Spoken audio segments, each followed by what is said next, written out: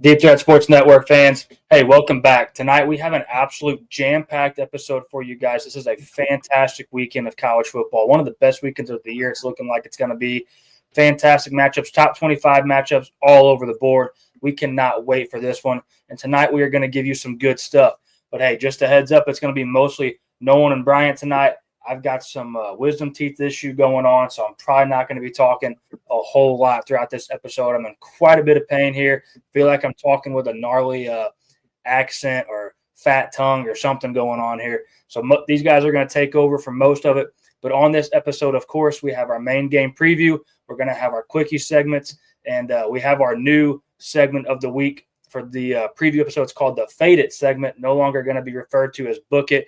We are ice cold, and we do not blame you for taking the opposite on everything. Hell, maybe you'll help our luck shift by taking the opposite of everything on us and get us going in the right direction. So Nolan, Bryant, fellas, do you have anything before we get going on this episode? Quite possibly the best weekend of college football that we've had in a really, really long time this Saturday. Yeah, Colin, you couldn't have picked a better weekend to get your wisdom teeth out and be laid up on the couch. Yep. I mean, you're going to be sitting there like this. And the Ryder Cup. Great weekend. Positive he actually needs wisdom teeth surgery? It's just I think he wants to sit on the couch. Man, I don't know. I love talking, but I can't talk much right now. So you guys know I love talking. And if I'm sitting out this episode for the most part, that's how you know it's for real. So, absolutely. Yeah, well, if we got nothing else to talk about here in the beginning of this, let's get right into it because I think we have like 5 games on our main game preview and 4 quickie games. So a ton to get to in this episode, fellas. So the first game we're going to go ahead and get to right here is Ohio State at Washington. That game is Saturday the 27th at 2:30 p.m. on CBS. Ohio State currently sitting at -8, the over under 52.5.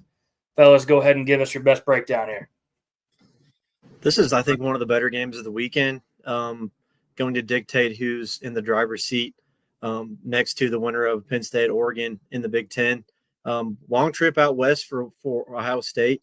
Washington's also not an easy place to play, in my opinion.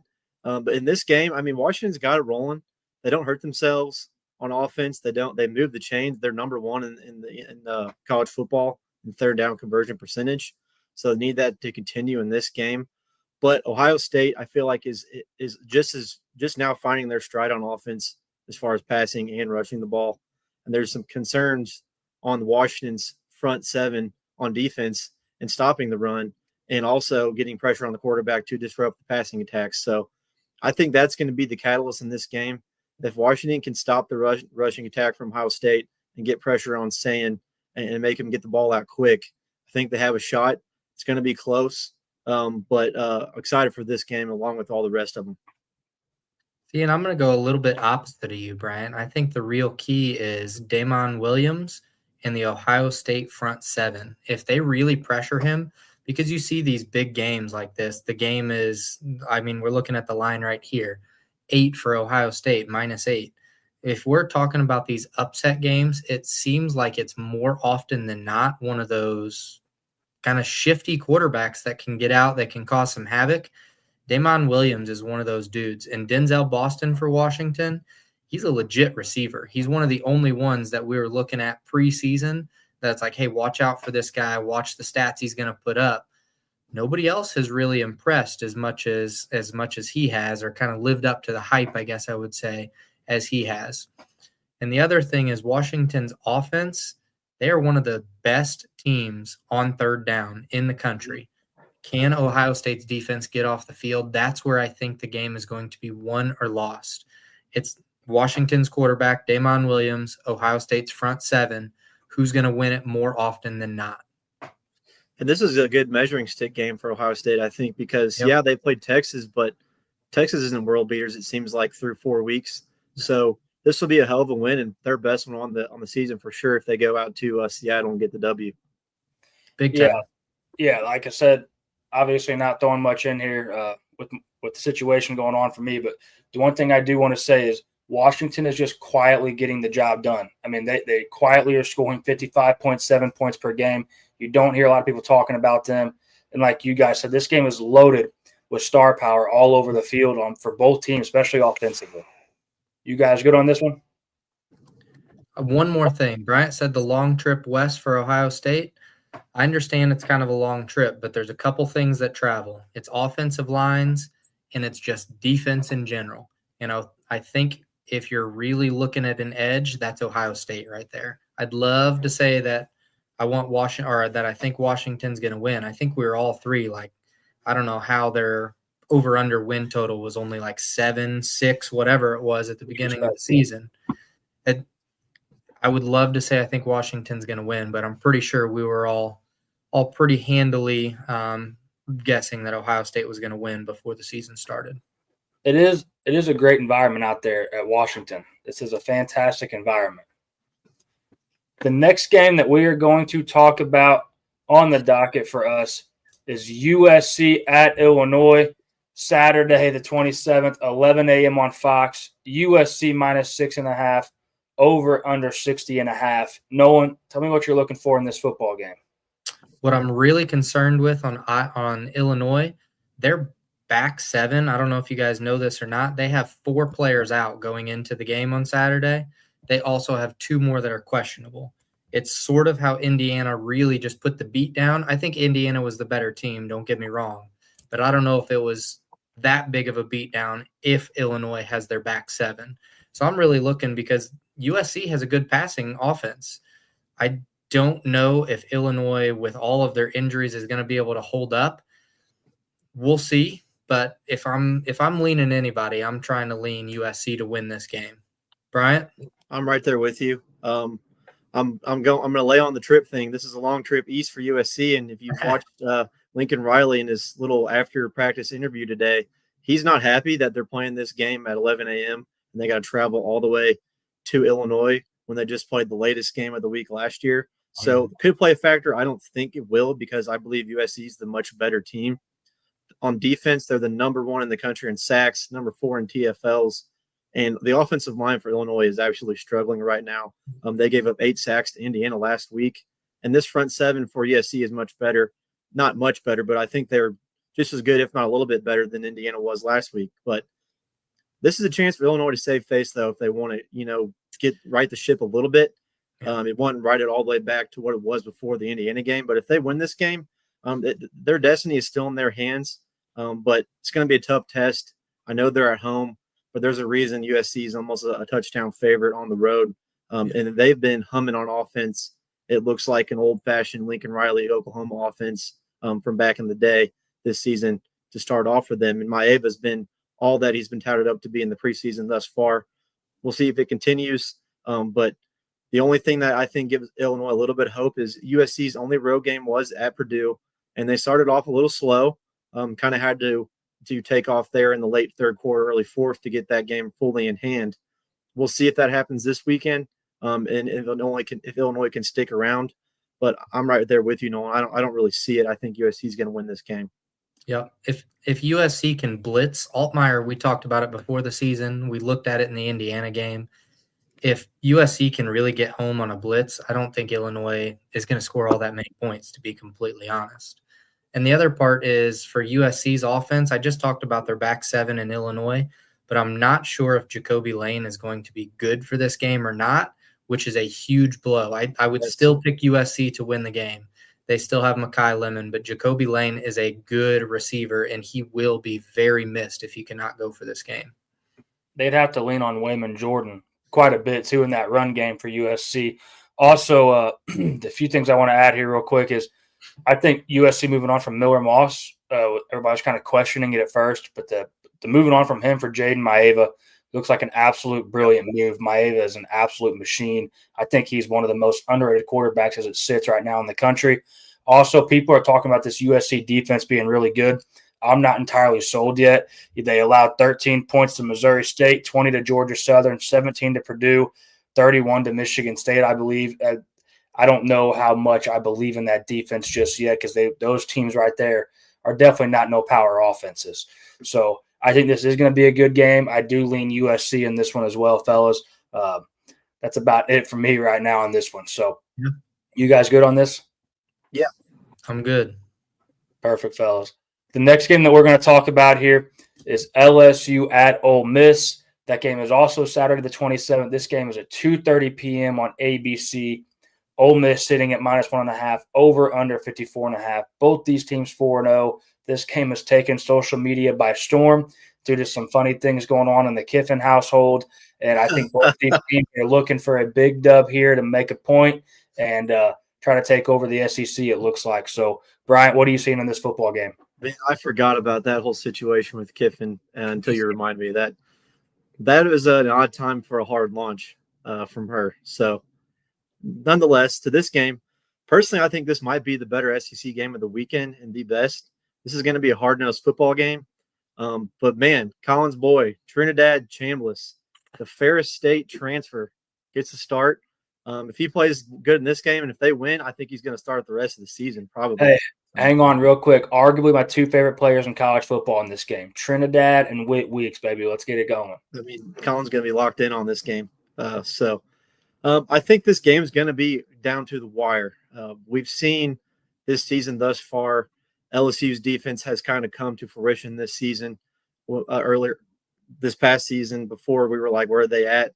They're finally here. They're flying all the way, all over the field, doing everything they can. But, man, their offense has really not stepped and backed them up at all. LSU's offense has been struggling as a whole.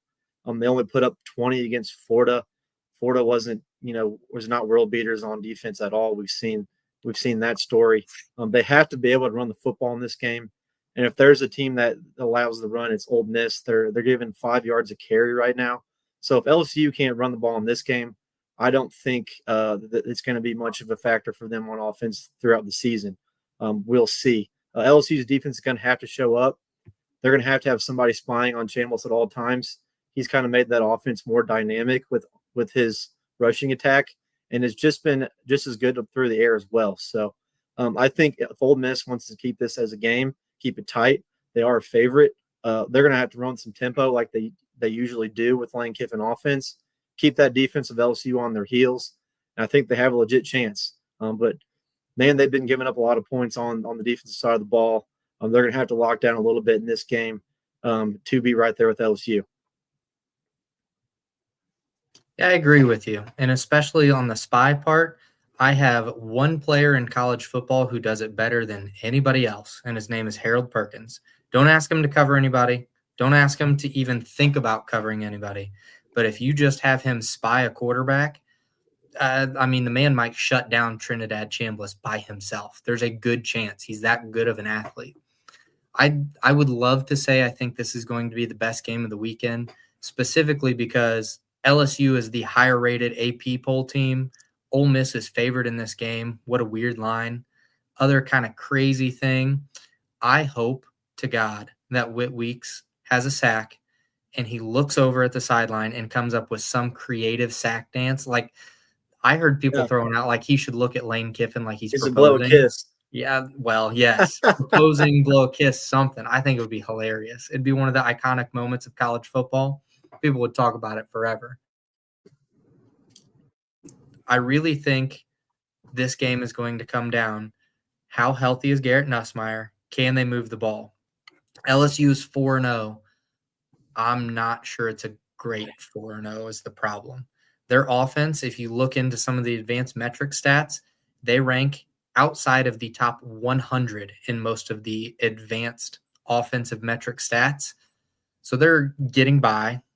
They're not as good as everybody wants them to be, as everybody thought they would be in the preseason. They got to get it going to actually win this game because LSU's defense is playing good. They're going to hold Ole Miss down a little bit, I think, but you can't keep Lane Kiffin down for an entire game. Too good of an offensive coach.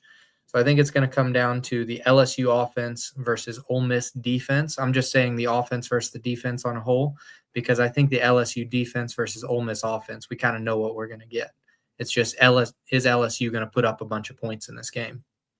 They have to get that run game going, too. The LSU run game is horrendous. That's got to go. The only other thing – do what? LSU is not winning this game if Nussmeier throws it like 40 times. No.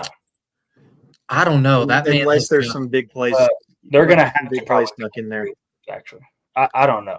I think they're going to have to, but, we got to get the run game going. They're just going to be rushing 4 and dropping back and have one linebacker sit around middle. I think if there's a quarterback in college football that can just dissect from the pocket and carry a team, it's Nussmeier. That would be the guy I want throwing it 50 times a game. If you're telling me, like we ragged on Cade Klubnik. They threw him, 53 times last week? 60. It was ridiculous. That's never a guy that you want to throw 63 times. I'd like him to throw 25 to 30. I'd like him 10 rushes.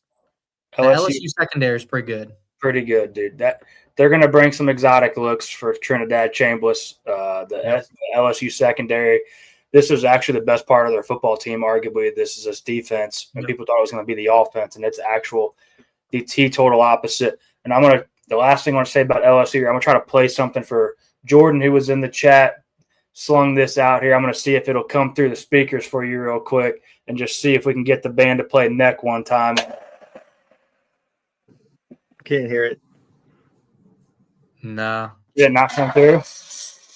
I can hear the beginning. That sucks. That would have been awesome. I guess it didn't come through very well. I tried to get it for you, Jordan. Look it up on Google if you don't know what that stands for. Yeah. Yep. Let the band play Neck by LSU if you're curious what that is. You will not regret it. It's awesome. One of the best things in college football, I think. You guys good on this one? I'm good on it. The next game that we're going to talk about here is just another banger. Just another banger. I mean, the bangers don't stop, and that is Oregon at Penn State. This is Saturday the 27th as well at 6:30 p.m. on NBC. Penn State sitting at -3.5, over under 51.5. Also, if you do have YouTube TV, once again, we're having this conversation again. YouTube TV looking like they might end up losing NBC at the end of this month. Mm-hmm. Pay attention to that. Make sure you're still keeping NBC. And if we have to move on from YouTube TV, it's what we all have to do. Bryant, what are you looking for in this football game, buddy? I think this is the game. Whoever wins this game is in the driver's seat for the Big Ten and probably the college football playoff. I'm interested to see will Penn State show up. They've had 3 cakewalk games. I feel like they've been holding back on the offensive side of the ball. At least I hope so. Drew Aller still hasn't been that impressive, in my opinion. He's missed a bunch of throws in those 3 games. He's got to be the guy that we all thought he would be coming into the season because we're not worried about the running game. I mean, Nick Singleton and Katron Allen are one of the better duos in the country. We're not worried about that, but they cannot be one-dimensional at all, and Drew Aller has to figure it out. For Oregon, they've played rather well. They look like the best team in the country, at least on paper and by the eye test. But this, I feel like, is their first true test as well. Can they travel to Happy Valley on a whiteout night and get it done? That's going to be what is the factor in this game. Penn State's defensive front is very good. I think that's the catalyst in this game. But can the offensive line play of Oregon, which has been so very good right up to this point, continue? And can Dante Moore handle the pressure and get the ball out to all the elite players he has on offense? Very exciting game.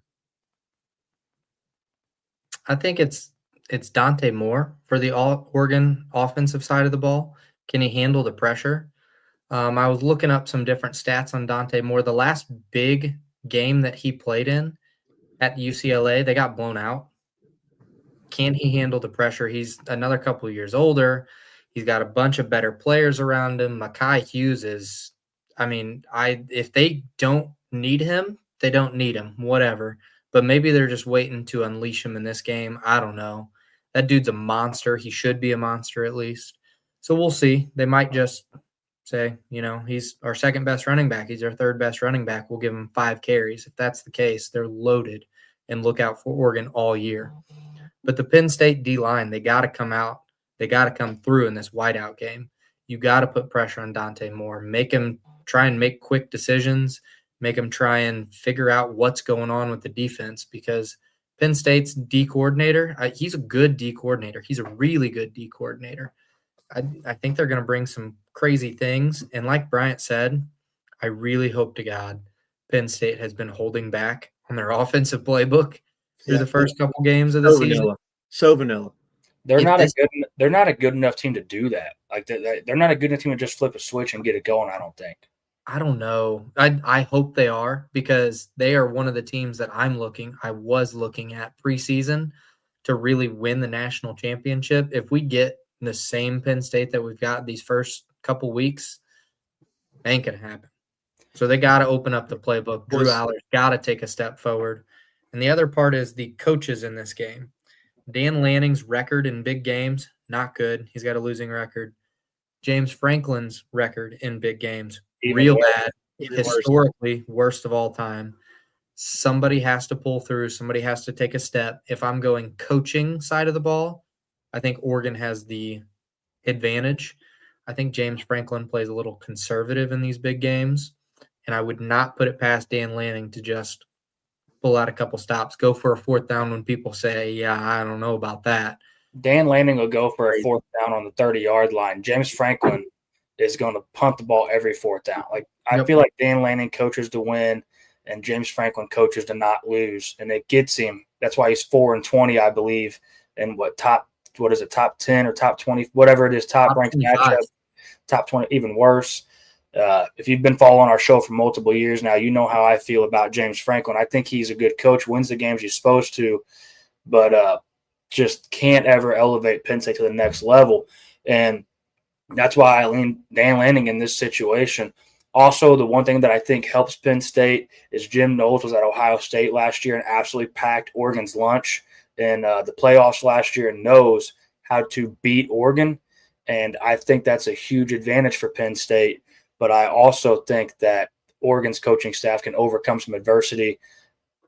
I totally agree with Nolan. It's totally on Dante Moore's shoulder in this game. And I think Kenyon Sadiq is also the X factor for Oregon in this football game.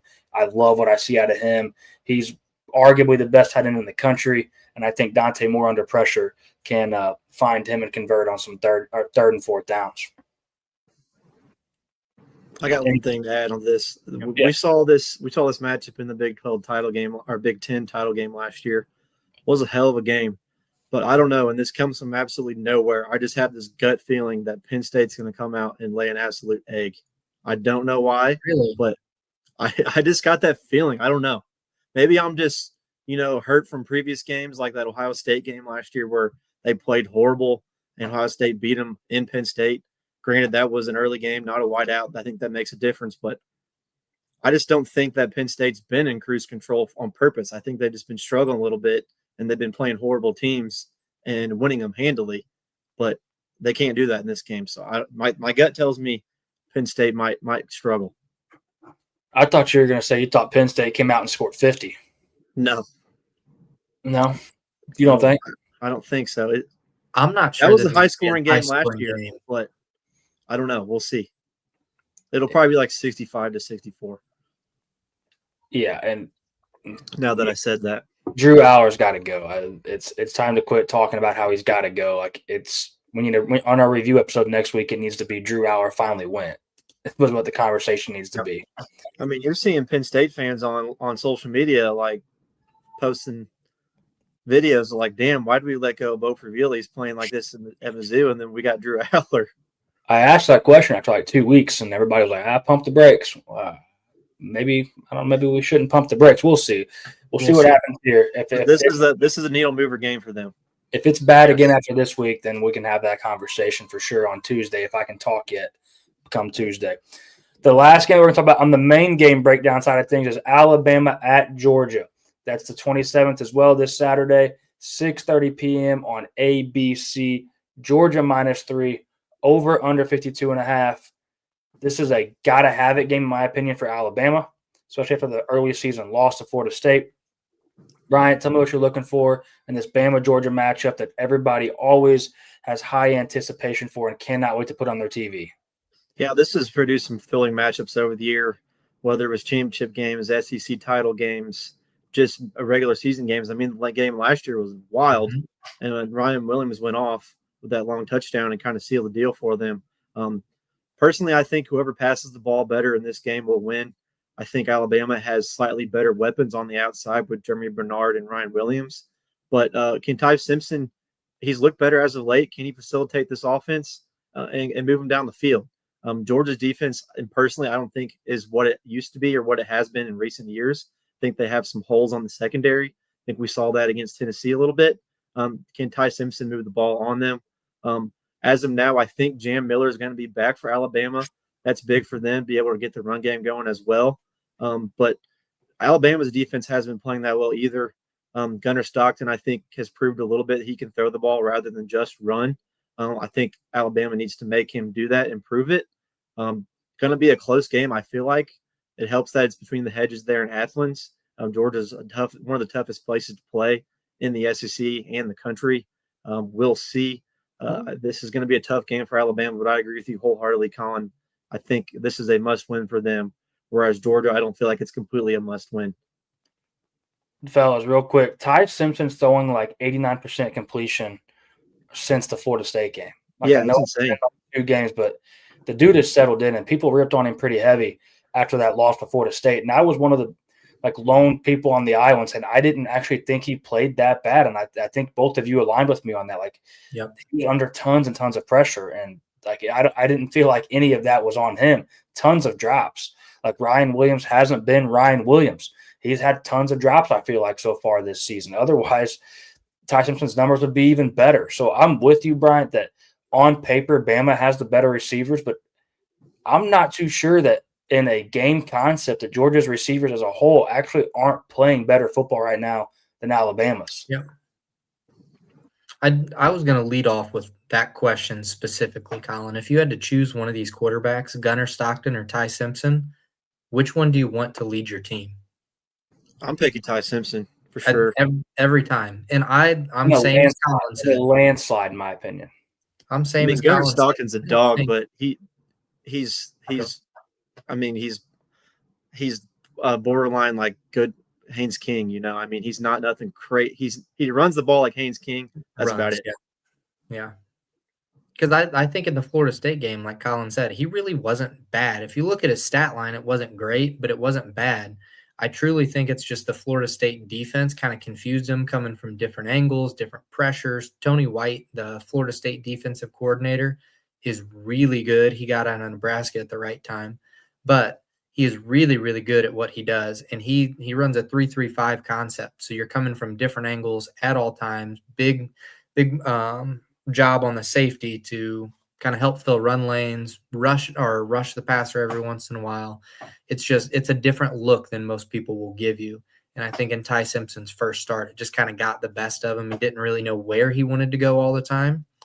But I also have another question for you guys. We talk about the Georgia defense is good. We talk about the Alabama defense is good. They're better than most teams in the country, but do you know what each of them are missing compared to what they have in the past 10 years? Pass rush. They don't have a game wrecker on the defensive line. No, there's not absolutely. One person that can take on a double team, get through it, and rush the passer, or get through a double team and get a tackle for loss on the running back. If somebody can figure out who their game wrecker is on the defensive line, I will take you every time. And to comment on Ron's comment that Colin put up a little bit ago about dogs in a blowout, God, I hope not. For my own selfish Florida State reasons, I really need Alabama to win this game. So that way it comes to the end of the season and it looks like a great win for Florida State when Alabama's a one-loss team and they beat Georgia and they end up coming down the line and just beating everybody at that point. I'm drawing a blank on what the pass rush, the D lineman for Alabama that's been out. He's coming back, I think, in this football game, right?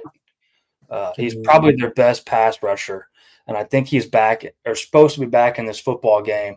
So, comment coming. This is funny. Colin is a little quiet. What's up? Go on a bender last night. No, I have an impacted wisdom tooth that makes it impossible to eat, drink, and talk. So, fighting through adversity here. I don't sit out these big games, and this is a big game. You're just getting a little bit less from me tonight. I'm just throwing in some important right and left hooks, I feel like, in this. Tim Keenan is who you're looking for. Tim Keenan, yes. That's him. Thank you. I think he is back in this football game and supposed to be instant impact for Bama's pass rush, because I don't think Georgia's offensive line is also the same caliber we're used to seeing. And also, I don't know. Does Georgia's defensive line have a sack on the season? I don't think they do. I think they have no sacks from their D line on the season, and that is unheard of for a Georgia defense. So if that holds true in this football game, Ty Simpson can sit in the pocket and absolutely pick defenses apart. I think Bama is going to give them hell. Mm-hmm. And I think the Jam Miller coming back, if he is healthy, which it sounds like he is, Yeah. I think that's a bigger storyline than people are making it too. I mean, he was by far their better running back coming into the season. If they get him back healthy, that's just another weapon they can do to attack a defense. And I agree. I think Georgia has to rush the passer better. Jam Miller was completely okay with beating out Justice Haynes last year, and Bama was completely okay with shipping Justice Haynes off to Michigan and not keeping him. And Justice Haynes looks like a top 5 running back in football right now. So if we're getting a better running back than that right now coming back for Bama and Jam Miller, Bama might be getting healthy, and they might be the team that we thought they were going to be preseason. Yep. Also, good call on the sacks. Just looked it up, did some research. All 4 sacks this year for the Bulldogs, linebackers. Yeah, dude, their D-line generates 0 pressure. I'm serious. Yep. That's absolutely unheard of. Sounds like they're going to be blitzing. Blitz, Bama, blitz. Except on Georgia's side. Blitz, dog, blitz. I love it. All right, fellas, anything else on this one? I feel like we're rocking and rolling. Maybe it's because I am being quiet and I talk so much, but not tonight, I guess. Maybe shaving off 20 minutes of this episode. You guys good on this game? I'm good on it. Boy, if Kalen DeBoer doesn't win this game, he's going to be feeling the heat. I don't think he deserves it, but he's going to be feeling it. They'll pay to get him out of town if he loses. If they lose this football game, you're going to be able to fry bacon on his ass cheeks, dude. Yeah, absolutely. I mean, this is not going to be good. Okay, well, you know what's next. It's our favorite part. We're going to get on to our quickie segment. I'm obviously not going to give a quickie tonight. I know it's sad. I'm going to let one of these fellas take on mine for me so I don't have to keep going. The first quickie that we're going to talk about is no one's, of course, because it's the Florida State Seminoles at Virginia Friday night, tomorrow night. Don't miss this game. It's a Friday night game, the 26th at 6 p.m. on ESPN. FSU is sitting at -7, over under 59.5. No one is Florida State under some kind of alert to get beat. They are, but I will keep it quick. In the name of the quickie preview, I will keep it quick. So I like to do one side or 1 point on offense, 1 point on defense for each team. For the Florida State side of the ball, we're going to start there first. The offensive side of the ball, we have to continue running the ball. That is the Gus Malzahn offense. Continue running the ball. Don't make Castellanos throw it 30 times a game like we talked with Cade Klubnik. We do not need to try and get in a shootout where we're throwing deep balls all the time. Just run the ball. Let's do well. The other point on their offense, Usman Kroma has not had many carries the last 2 games. Look for him to be a bigger part of this game. He is a true freshman running back for the Noles, and I think in the coming games we're going to need him to have 15, 20 carries. Defensive side of the ball for Florida State, got to keep Chandler Morris kind of under wraps, I should say. You got to keep him in the pocket. You got to confuse him. Like I talked about their 3-3-5 defense. They come from all different angles. Got to confuse him, make him not know where to go with the ball. And then Earl Little has to come up big in the run game. He's got to hit his run fit, same as he has the last 3 games. But we'll see what happens. For the Virginia side of the ball, it's got to be their offense first. Chandler Morris has to look like he has complete control of the offense, complete command. He should check in, out of plays. He should move the line, the pocket protection. If he doesn't like the look in the back 7, he needs to run the ball, and Virginia needs to get a run game going. They've hit a couple explosive plays, but other than those explosive plays, if you take them out, they're going off at like 2.1 yards per carry. If Virginia is going to win this game, that's got to be up closer to the 4.0 mark and then hit a couple explosive plays where it's a 50, 60-yard run. The defensive side of the ball, their front 7's got to man up, dude. I don't know how else to tell you, but if Florida State is going to run the ball, and that's the Gus Malzahn kind of backbone of his offense, if you are going to win this game, you're going to have to stop this run game. And so far, the Florida State offensive line looks pretty good. Virginia's defensive line is okay, but have not impressed. Also, I forgot 1 point. Sorry, I know it's a quickie. Forgot 1 point on the Virginia side of the ball. Their center may or may not play this game. He is potentially one of the best centers in all of the NCAA this year. If he plays between the center and the two guards, they've allowed 0 pressures up the middle when he plays. If he does not play, he got hurt last game, they allowed 5 pressures in a half up the middle. Florida State's D lineman, our strength is up the middle. It's Daryl Jackson. If Virginia's center does not play, it could be a long night. To answer Ron's question here real quick, help me understand why this line is 6.5 or 7. Noles should dominate. I'm going to be honest real quick. The one reason why I don't take this line is because it's 6.5 or 7. That is fishy. I agree with you, Ron, totally, that I think Florida State by 21 in this football game. So that line being so low is one of those suspect lines that you just stay the hell away from because they know something that we don't.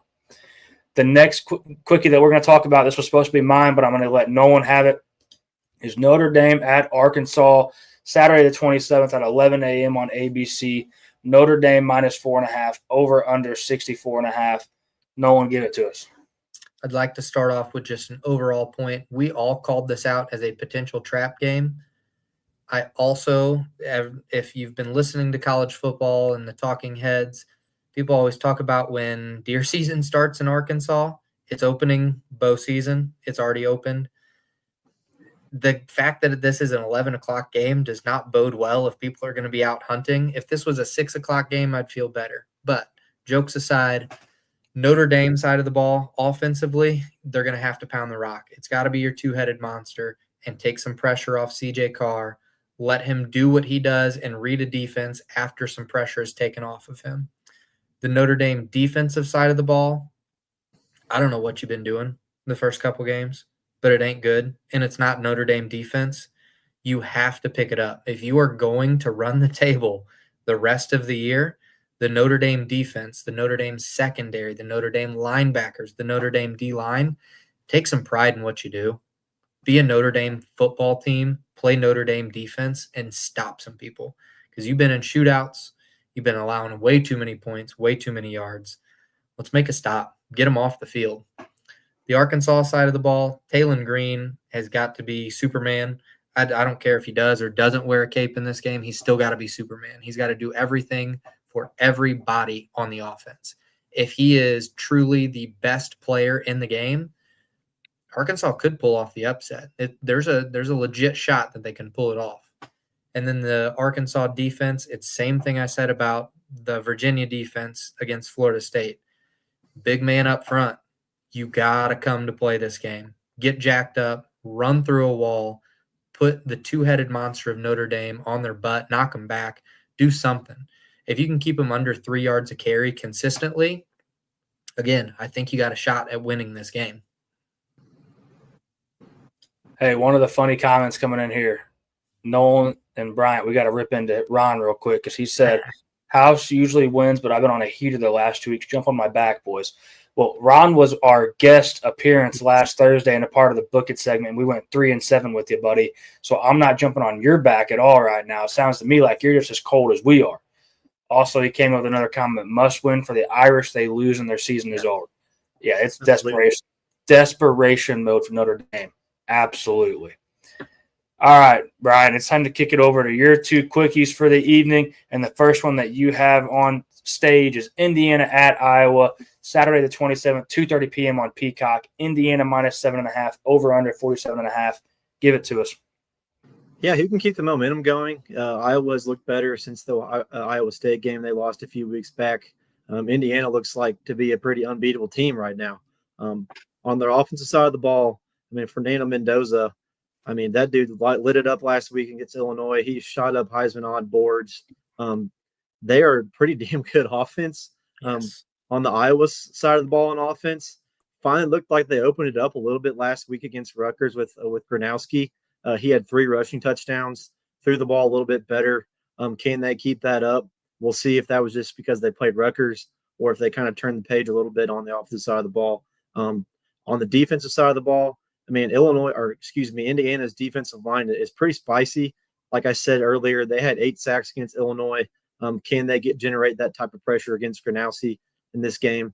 On the Iowa side of the ball, pretty similar story. They haven't been as much of a stats type team on defense. but it's the Iowa defense we've known and come to love. They're gonna do. They're not as good as they were in previous years, but they're still a pretty stout side of the ball on that for them. So can they limit Francisco Mendoza? Can they keep him in the pocket and not let him score so many points? Both these teams want to control the ball. They're both top 5 in the country as far as possession. And Indiana is actually better, surprisingly. They're number 2 in the nation at possessing the football. So we'll see. It's going to come down. I think it's going to be a relatively low-scoring game, as always. It seems like with Iowa, it's going to come down to who can move the ball better on offense and who looks more electric. Totally agree with you on that one. The last quickie of the evening that we're going to have is also going to be Giants, and this is TCU at Arizona State Friday night as well. We got 2 great football games tomorrow night. This one's at 8 p.m. on Fox. Arizona State -3, over under 55.5. TCU looking to stay hot and try to run the Big 12. Bryant, give us your best analysis real quick on this one. And Arizona State's looked a little bit better since they lost to Mississippi State, but, man, they got to get somebody else going besides Jordan Tyson. He is that entire offense, and Sam Leavitt has relatively struggled this season compared to what we thought would happen with him. He's got 3 picks and only 6 touchdowns. On the TCU side of the ball, man, Josh Hoover's looked really good this season, in my opinion. Has right on 1,000 yards and 11 touchdowns. They've been able to run the ball as well. Both defenses, they're not the best, but it's a classic Big 12 defense. They're going to let up some points, but they're going to show up when they need to. This is going to be a good game. It's a late game there to kind of finish off the day on Friday tomorrow. So be ready to pay attention to that. This is a big game for both teams. I think Arizona State probably needs it more than TCU probably does, but TCU's ranked team and coming into Arizona State there as the underdog. So we'll see what happens. This is going to be a fun game to watch and see who kind of takes a little bit of a step forward in the Big 12. Hopefully Hoover's all the way healthy too. I think he got a little dinged at the end of that football game last week. They left him in for some dumbass reason. It was stupid on a 4th down. No need to do that. So hopefully he's completely healthy and ready to go in this football game. Should be a banger. The last thing that we have for you guys tonight on the preview episode that we are going to talk about here is our Book It segment. We've actually changed the name to the Fade It segment, and we are 17-24 on the season, and we are on life support with this. We have got to get some things going here. It is not looking great in the Book It segment. We are officially now pretty equal to last year's start, and as everybody knows, we ended up being 11 or 12 games over 500 at the end of last season. So there is still a lot of time to right the ship. But, man, we do not enjoy being 17-24. All 3 of us were talking last week, and we were like, dude, this is as bad as it gets. We feel like failures. We were starting to wonder if we know anything about college football, and it is just not feeling good.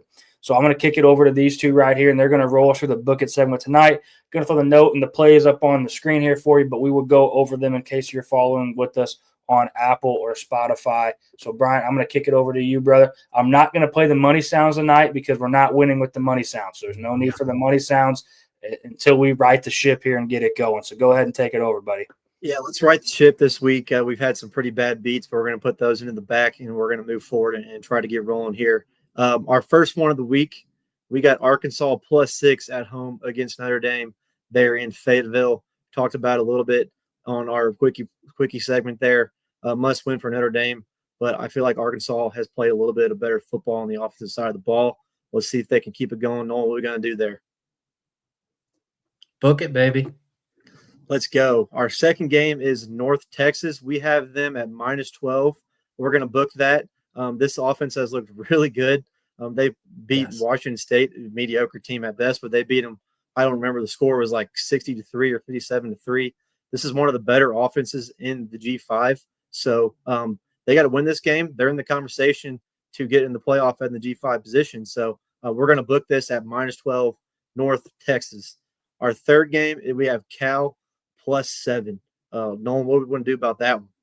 Hey, we're going to book it. JKS had a down week last week. Listen, it's just the freshman starter. He has a down week every once in a while. We believe in how good JKS is. Cal +7 here. Get it right against Boston College, baby. Let's go. Talk about getting right. We got another game here. UCLA +7 got an interim coach. We're going to roll with UCLA +7. Let's see if Nico can take them to a win and cover here. So we're going to book that in Southern California, UCLA +7. Let's go. Our fifth one on the board here, we have Iowa State -6. What are our thoughts on that one, Nolan?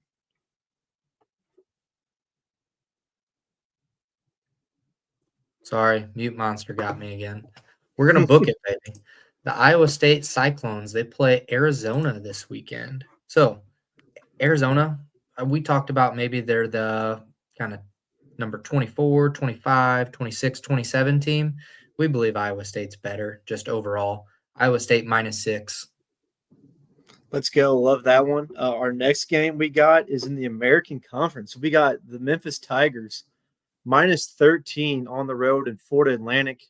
Lane Kiffin is not the coach of Florida Atlantic anymore. So we are going to book Memphis Tigers -13 on the road in Florida. They've been playing really good. They beat Arkansas last weekend, a nail biter. Let's see if they can keep it going and cover this for us. Memphis -13. Our next one on the docket here, we got the Western Kentucky Hilltoppers -4. They are playing our beloved Missouri State Bears. Let's see what happens. They're playing that in Springfield.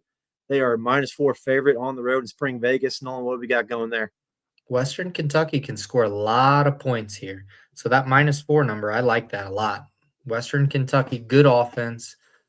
Yet to be seen on their defense, but good offense, and I think they will just put up a ton of points against Missouri State. I like it. I agree with you wholeheartedly. Our next one, we got 4 more picks here. We got the Oregon Ducks. We talked about this game a lot. We're going to take them +4 on the road at Happy Valley. Think they're the better, well-rounded team, as we talked a little bit. Going to be a tough test, but we had them going into Penn State and getting the win and possibly, for sure, the cover, possibly the win. So we're going to book Oregon +4. Our third to last game we have is the Kansas Jayhawks. Cincinnati comes to town. Kansas has played really well this season. So, Nolan, what do you like in that game?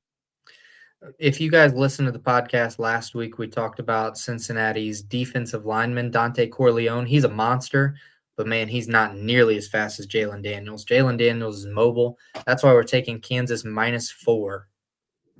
This might be my favorite play of the week is that Kansas -4. We'll see what that comes to fruition, but I think they are the better team, so we're going to book that. Our second to last game, we're taking Washington +9 at home against Ohio State. We've talked about it at length in this show. Think they can go toe-to-toe with Ohio State. May not beat them, but we like the line to cover there. So we're taking Washington Huskies at home +9. Let's book it. And our last one of the docket here on the book it and or fade it segment, however you want to look at it, we got USC -6 on the road against Illinois and Champaign. We talked about it a little bit, Nolan, but any more thoughts on this one? No, sir. We need some points out of Maeva. We need some points out of Lane. We need some points out of Lemon. Let's put it on the Illinois back 7 that are hurt, injured, kick them while they're down. USC -6.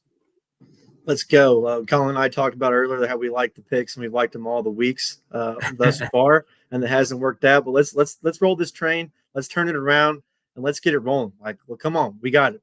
Hey, I hate to beat a dead horse, but go back and look at our losses again, and 4 out of the 7 losses were horseshit losses. I get it. That's just the way betting goes. You're going to be on the receiving end more times than you are on the giving end, and I feel like we've been on the receiving end quite a bit. I look back at like all the weeks so far, and there's only been like 1 or 2 games every week where I'm like, all right, that one just had no chance looking back. But every other one it's tight. Hey, Ron comes in, he follows our bets. He said he has some bad beats. We've had some bad beats. It's been extremely bad luck. But here's what we did this week. We usually only pick 10 games. Well, when you're 17-24 and things aren't going good, spray the board some more, and we took 11. So that's our confidence level right there. And it's time to get it right, like these fellas said. Let's get back to even this week. Hey, we're gonna get back to even. I have a lot of confidence. I mean, look at all. I think part of our problem is we do too much homework. I think we got to the point where we were overthinking shit. Like we were digging into what the punter's middle name is. Like that's how deep into these games we were, and that's just what happens sometimes.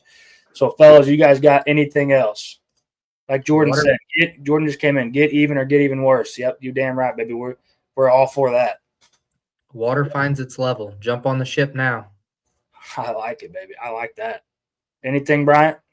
I'm so excited for this weekend in college football. We got a golf tournament, but I'm going to have that phone on. I have the games on the whole time, and I'm just going to hit my shots and come right back to the card to watch the football. What a hell of a weekend! We got this bunch of great games in the NFLs too, and also the Ryder Cup. So one of the better weekends in sports this year for sure, especially in college football. Hey, like these guys joked about, maybe it was a good weekend to get this terrible tooth taken care of here. And so I can sit on the couch and have a reason to not leave it. And maybe my wife can bring me some drinks and I can hang out and not do much. So I am looking forward to that. I'm looking real forward to this. Like Brian said, great sports weekend. Fantastic. Fellas, we good here? All great. Hey, rain or shine, 32 teeth, 28 teeth, or no teeth. We plan on being back here Tuesday. We will give you a full game review, and we will break everything down like we always do. So we will see you guys on Tuesday next week. Hey, once again, this is Deep Threat Sports Network. You can follow us on YouTube and Apple and Spotify at Deep Threat Sports, X, DT_sports_.